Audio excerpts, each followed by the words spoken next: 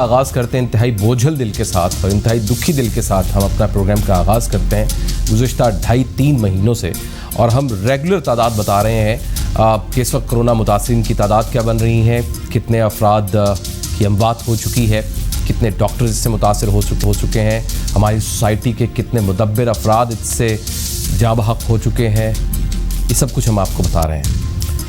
और आज जब मैं आपको बता रहा हूँ और इसकी डिटेल बता रहा हूँ तो दिल बैठा हुआ है, दिल इंतहाई बोझल है और जो आगे की सूरत हाल नज़र आ रही है वो और ज़्यादा दिल को बोझल करती है। पाकिस्तान के अंदर कोरोना मुतासरीन की तादाद इंतहाई दुख के साथ बता रहा हूँ 1 लाख से तजावुज़ कर चुकी है। प्रेस कॉन्फ्रेंसेस की पाकिस्तान मेडिकल एसोसिएशन के अहदेदारों ने आज से महीना पहले और उन्होंने कहा कि 1 लाख से ऊपर जा सकती है तादाद और शायद हमारे पास तादाद 12-14 हज़ार के करीब थी उस वक्त। तो हम ये सोच रहे थे कि नहीं ये मुमकिन ही नहीं है। और आज दिन हम देख रहे हैं 1,03,671 कन्फर्म केसेस हैं और आपको टेलीविजन स्क्रीन पर वो अदाद शुमार हम दिखा भी रहे हैं। हैरान कुन सूरत हाल ये है कि हम जब ये कहते हैं कि कोरोना बेकाबू हो रहा है, अब हम ये नहीं कह सकते। कोरोना वायरस पाकिस्तान के अंदर बेकाबू हो चुका है। ख़ास तौर पर पंजाब, सिंध और खैबर पख्तूनख्वा में इंतहाई ज़्यादा तादाद सामने आ रही है। मेरे पास कुछ लिस्ट पड़ी है जो इनके अदाद शुमार हैं जो national command and operation centre के 24 घंटों के दौरान 4,728 नए केसेस रिपोर्ट हो चुके हैं। और जब मैं प्रोग्राम कर रहा हूं और इससे अगले जो 2 घंटे हैं उसके बाद न जाने कितने अफराद सामने आ रहे हैं। सिर्फ पंजाब के अंदर 38,108 कन्फर्म मरीज हैं, 650 डेथ्स हो चुकी हैं और 18,776 रिकवरीज हैं। इसके अलावा जो मैंने सिंध की तादाद आपको बताई, पंजाब 38,903 इसमें इफेक्टेड हो चुके हैं, 715 अमवात हो चुकी हैं पंजाब में। सिंध में 650 थी जो मैंने आपको बताया। खैबर पख्तूनख्वा में 13,487। मेरा दिल दहल रहा है जब ये तादाद मैं आपको बता रहा हूँ। ये दिखाएं ज़रा फुल स्क्रीन जो डेटा है ताकि हमारे नाज़रीन समझ सकें कि किस किस जगह पर क्या क्या सूरत हाल है। ये देखें जनाब, हमारे पास जो कन्फर्म्ड केसेस हैं 1,03,671। ये भी दिन हमने देखना था। डेथ्स जो हैं अल्लाह खैर करे, खुदा खैर करे, 2,067 हो चुकी हैं, कन्फर्म डेथ्स हो चुकी हैं। रिकवरीज 34,355 है और इनका जो प्लाज्मा है ज़ाहिर है 2-3 महीने गुजरने के बाद इनका प्लाज्मा एक्टिव होगा, क्योंकि 2-3 महीने के बाद क्या दोबारा एक्टिव तो नहीं हो रहा वायरस, उसके बाद फिर ये प्लाज्मा और सेम ब्लड ग्रुप का वो बहुत ज़्यादा अहमियत इख्तियार कर जाएगा। तो ये मजमूई तौर पर मैंने पाकिस्तान की आपको सूरत हाल दिखाई है। डॉक्टर्स के खदशात जो थे, जिस तरह मैंने आपको बताया, अब जो यंग डॉक्टर्स थे वो भी इसका इंदिया दे रहे थे, जो सीनियर डॉक्टर्स थे पाकिस्तान मेडिकल एसोसिएशन के मेंबरान जो थे वो भी इस पर खदशा जाहिर कर रहे थे। लेकिन ना तो पंजाब हुकूमत टस से मस हो रही थी, सिंध हुकूमत इसको मान रही थी कि ये बढ़ सकता है मामला, वफाक को सख्त इक़दाम करने थे, और ना वफाक आज मान रही है न इससे पहले मान रही है। यहाँ तक कि आज वज़ीर आज़म पाकिस्तान इमरान खान साहब ने वाज़ेह तौर पर कह दिया कि ख़तरा सर पर मंडला रहा है। अभी जितनी तादाद है इससे और ज़्यादा तादाद बढ़ेगी और जून जुलाई का महीना यहाँ तक कि अगस्त तक ये मामला इंतहाई तशवीशनाक सूरत हाल इख्तियार करने वाला है। और उसके लिए ज़ाहिर है उन्होंने आज हमें बताया कि मास्क ज़रूर पहने, सोशल डिस्टेंसिंग रखें। उन्होंने बाकायदा हाथ में मास्क पकड़ रखा था और बताया कि मास्क ज़रूर पहने। यही मुझे आपसे कहना। हुकूमत 2 नज़रियात हैं। हुकूमत करे तो क्या करे? हुकूमत इंतज़ामिया को एक्टिव करे, हुकूमत SOPs पर अमल दरामद कराए, सख्ती से अमल दरामद कराए, मईशत भी चले, चीज़ें भी चले, मामलात भी हों, अवेलेबिलिटी भी हो हर चीज़ की, लेकिन SOPs पर अमल दरामद भी हो। फिर ये कहता है कि हुकूमत क्या करे? हुकूमत ये करे कि जो टेस्ट का एक्सपोजर है उसको बढ़ाए, उसके लिए ज़्यादा से ज़्यादा इक़दाम करे, हंगामी बुनियादों पर, एमरजेंसी की बुनियादों पर चीज़ों को करे। टैक्स, यहाँ तक कि आज खबर ये मौसूल हुई कि म्यू हॉस्पिटल में शायद किट्स ख़त्म हो गई हैं। उसकी क्लैरिफिकेशन भी आई। असद साहब जो थे उन्होंने, असद असलम साहब जो हैं उन्होंने क्लियर भी किया कि किट्स मौजूद हैं। लेकिन किट्स मौजूद हैं, मैं आपको ग्राउंड रियलिटीज़ बता रहा हूँ। जो हुकूमत जो भी कह रही है वो अपनी जगह पर। ये देखें, ये आज की लेटेस्ट फुटेजेस हम आपको दिखा रहे हैं कि क्या सूरत हाल है, अंदर क्या हो रहा है। ये आपको जो कोरोना मुतासरीन हैं उनकी सूरत हाल बता रहे हैं। वेंटिलेटर्स की शदीद कमी है लेकिन हुकूमत मानने को तैयार नहीं है। वो कहती है वेंटिलेटर्स मौजूद हैं, जो PPEs हैं वो साथ मिल रही हैं, लेकिन डॉक्टर्स एतराज़ भी कर रहे हैं क्योंकि 38 के करीब तो डॉक्टर्स अभी तक जाँ बहक हो चुके हैं। डॉक्टर सलमान तड़प तड़प के जान दे दी, जिसके ऊपर कमेटी बनाई यास्मीन राशिदा साहिबा ने। क्या होगा फ़ायदा कमेटी बनाने का? यानी कि वो बाकायदा पॉलिटिक्स खेली जा रही है। सिस्टम ही ऐसा है कि वो जो नर्सेज, अगर नर्सेज फारिग बैठी हों या डॉक्टर्स फारिग बैठे हों और उनके पास प्रॉपर सहूलियात हो, तो वो अपने डॉक्टर्स को सबसे पहले चेक करें। क्या बना के कमेटी हासिल होगी? फिर वो इन डॉक्टर्स को और नर्सेज को कसूरवार ठहराया जाएगा उन्हीं अमले के ऊपर। तो जनाब, आपकी क्या जिम्मेदारी थी? आपने क्या करना था? आपको अंदाज़ा नहीं है? जाकर यास्मीन राशिदा साहबा मेरे साथ, मैं आपको चैलेंज दे रहा हूँ, मेरे साथ चलें, लेकिन बताना नहीं है आपने हॉस्पिटल के अंदर कि मैं आ रही हूँ। प्रोटोकॉल नहीं लगना चाहिए, ये शर्त है, क्योंकि उससे पहले मैनिपुलेट कर दिया जाता है। तो चले मेरे साथ अस्पतालों में, खचाखच भरे हुए हैं। मेरी अपनी घर का एक फर्द पिछले दिनों इंतकाल कर गया है और उसके लिए आईसीयू नहीं था, खाली नहीं था, वेंटिलेटर नहीं था, कोरोना मुतासिर नमूनिया था उनको, अस्थमा के पेशेंट थे वो, लेकिन हो गया, इंतकाल हो गया। यानी सिचुएशन हाथ से बाहर आ गई। अभी तो जून का आगाज हुआ है, अभी तो ईद से चंद दिन गुजरे हैं और ज़ाहिर इनक्यूबेशन पीरियड सामने आ गया। अभी तो इनक्यूबेशन पीरियड भी पूरा नहीं हुआ है, तो उसके बाद की जो सूरत हाल है, जो चेन आगे से आगे चलनी है, तब की सूरत हाल क्या बनेगी। और लाहौर में तो सबसे ज़्यादा वल्नरेबल सूरत हाल है। सलमान काज़मी साहब मेरे साथ मौजूद हैं, जनरल सेक्रेटरी YDA मेरे साथ मौजूद है, यंग डॉक्टर हैं। सलमान साहब, बहुत शुक्रिया sir, thank you very much, आपने हमें टाइम दिया। अब बहुत अरसे से हम आपसे बातें भी करते रहे, मुख्तलिफ औकात पर आपसे बहुत आप लोगों के इश्यूज़, मैं खुद हाईलाइट आपके इश्यूज़, डॉक्टर्स के, यंग डॉक्टर्स को इज्जत दें, उनका ख्याल करें। लेकिन अब तो हालात बेकाबू हो चुके हैं।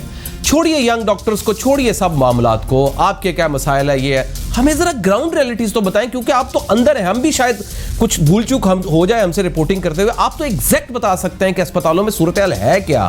ज़रा बताएं ना क्या है। देखें सर, जो सिचुएशन है वो over a period of time खराब हुई है। मतलब जब शुरू में पेशेंट्स आना शुरू हुए थे तो 1 या 2 मरीज आईसीयू में होते थे, सारे बेड खाली थे, तो हमें लगता था कि शायद पाकिस्तान में ये वबा उस तरह ना फैले। मगर फैलते फैलते सिचुएशन ये हुई। बीच में जब लॉकडाउन हुआ तो अस्पतालों पे मेरा ख्याल है हुकूमत ने ये सोचा कि लॉकडाउन रखें ताकि बीमारी स्लो फैले, क्योंकि वैक्सीन तो दस्तयाब नहीं है, अल्टीमेटली तो इस बीमारी ने फैलना ही था। तो उन्होंने लॉकडाउन करके बीमारी के फैलाव को स्लो कर दिया और अस्पतालों पे लोड नहीं था, थोड़े पेशेंट्स आ रहे थे, बेड थे। फिर एकदम जब लॉकडाउन लिफ्ट किया गया है, उसके बाद तवक्को थी कि ईद के करीब आके ये केसेस बढ़ जाएंगे। हमने उस वक्त भी कहा था कि जी ये केसेस बढ़ेंगे और एकदम अस्पतालों पे लोड पड़ेगा। हेल्थ का सिस्टम, क्योंकि 30 साल से कभी यहाँ कोई डॉक्टर साहब ये बताएं, आप जिना हॉस्पिटल में है ना, आप जिना हॉस्पिटल से ताल्लुक रखते हैं ना डॉक्टर साहब? जी, आप किस हॉस्पिटल में है? मैं सर म्यो हॉस्पिटल में। हमारा सबसे बड़ा सेंटर है, 400 बेड्स हैं यहाँ पे। बिल्कुल, ये बताएं वहाँ क्या सूरत हाल है म्यो हॉस्पिटल में? क्या सारे प्राइवेट अस्पतालों से भी मरीज इधर आ रहे हैं और सबसे ज्यादा लोड इस हॉस्पिटल पे है। इस हॉस्पिटल में जाहिर है आपके कुछ दोस्त, अब आप सर्विसेज हॉस्पिटल में भी होंगे, जिना हॉस्पिटल में भी होंगे, शेख जी, हर हॉस्पिटल। अच्छा, अब एक एक करके डॉक्टर साहब पूछ लेते हैं, म्यो अस्पताल की क्या सूरत हाल है? म्यो अस्पताल की क्या सूरत हाल?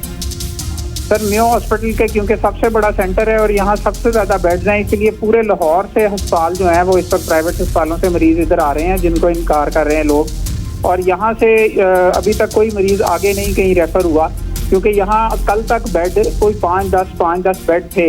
आज इस वक्त सारे बेड फुल हैं। तो मुख्तलिफ जो यती गेट हॉस्पिटल है, ये बताएं कि ये जो कोरोना टेस्ट है, मिसाल के तौर पर अगर कोरोना टेस्ट आज लिया जाए, सलमान भाई, अगर आज टेस्ट लिया जाए तो कितने दिनों के बाद उसका रिजल्ट आता है और कितने दिनों बाद मिल रहा है, जो लोड है जितना? सर जो PCR टेस्ट है वो PCR test actually Mayo hospital खुद नहीं कर रहा। PCR टेस्ट भिजवाया जाता है म्यो अस्पताल से 3 अस्पतालों में, जहाँ ये मुस्तनद लेबॉर्ट्रियाँ PCR की कायम की गई हैं, BSL 2 लैब्स या 3 लैब्स। ठीक है। एक बर्डवुड रोड पे, एक जिना अस्पताल पे है और एक लाहौर जनरल अस्पताल में है। ठीक है। तो वहाँ पे एक बहुत लंबी लाइन है और बहुत ज्यादा सैंपल्स आ रहे हैं। यानी कितना टाइम लगता है टेस्ट आने में? टेस्ट आने में कितना टाइम लगता है? 5 दिन भी लग सकते हैं। 5 दिन भी लग सकते हैं, लग रहे हैं, यानी कि 5 से 7 दिन लग रहे हैं, ये कहना चाह रहे हैं? हाँ जी, इससे ज्यादा भी लग सकते हैं। ये डिपेंड करता है कि वो किस लैब में किस तरह काम हो रहा है। वेंटिलेटर्स की क्या पोजीशन है? वेंटिलेटर्स की क्या पोजीशन है?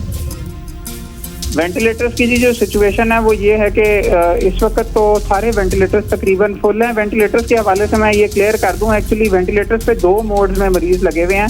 एक फेस मास्क के जरिए CPAP बाईपैप पे लगे हुए हैं और एक ट्यूब डाल के लगे हुए हैं। ठीक है। तो जो दोनों मोड्स पे वेंटिलेटर मशीन ऑक्यूपाई होती है। बहुत सारे जो अस्पताल हैं वो रिपोर्ट जो कर रहे हैं हुकूमत को वो उन मशीनों को जो कि फेस मास्क के जरिए सीपैप बाईपैप मोड पे लगी हुई है, उनको वेंटिलेटर्स को खाली तस्वुर कर रहे हैं, हालांकि वो खाली नहीं है, वो ऑन है और मरीजों पे लगे हुए हैं। तो मेरा नहीं ख्याल कि पूरे शहर में कोई वेंटिलेटर खाली होगा।